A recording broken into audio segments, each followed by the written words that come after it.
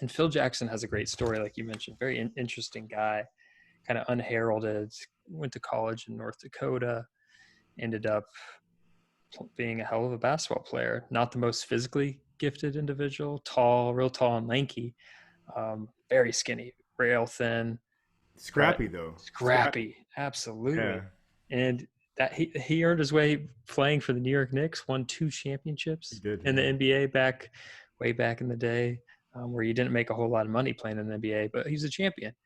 And then he transitions into coaching and kind of was shunned from the league early on because of that Zen master influence he had. He was open and honest about how he trialed with marijuana and LSD, and he brought these Eastern philosophies in combination with these Native American philosophies together into Hmm. his coaching style, and that was totally different to what anyone was doing at the time. So he couldn't coach in the NBA initially. He was like the black sheep. He Yeah. had Yeah. he had to cut his teeth in Puerto Rico and in the CBA for a few years before getting called up by Jerry Krause, the GM of the Bulls. That's right. I mean, and apparently, even as a player, he was considered a maverick.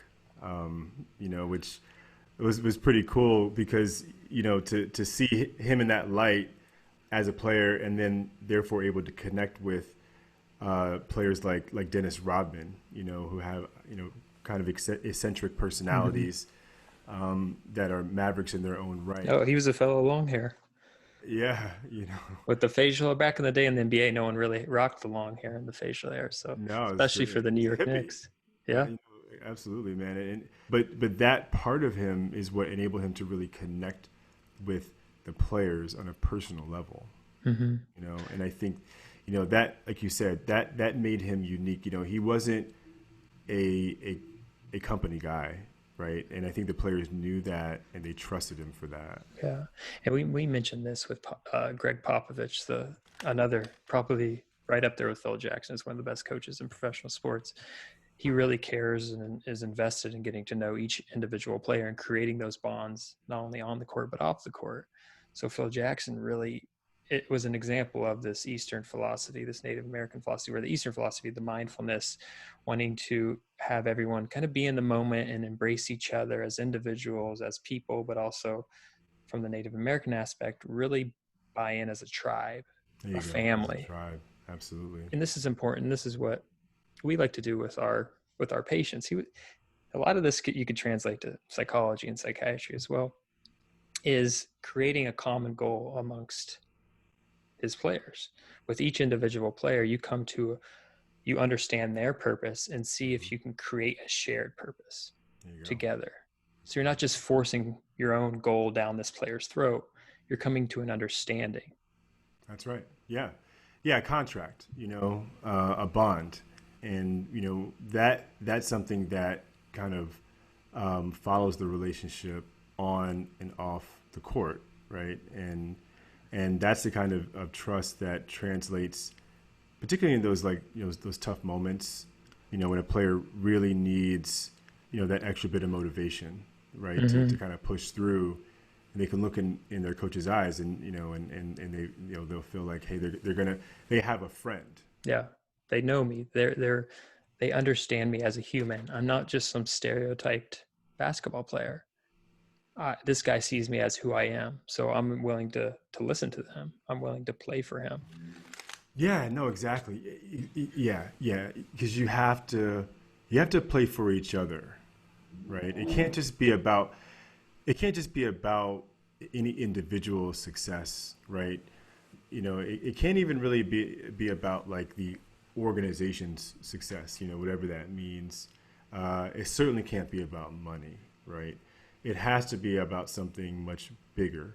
And what happens is that thing, the thing that is bigger is what you guys have collectively built together, Hmm. right? Over the Yeah. course of the season, through the playoffs, the system that, you guys have bought into, right? You guys have now, bonded together. You're connected now. I mean, it's do or die. It's like, here we are.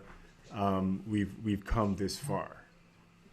We've come this far, and it's like there's no turning back now, you know.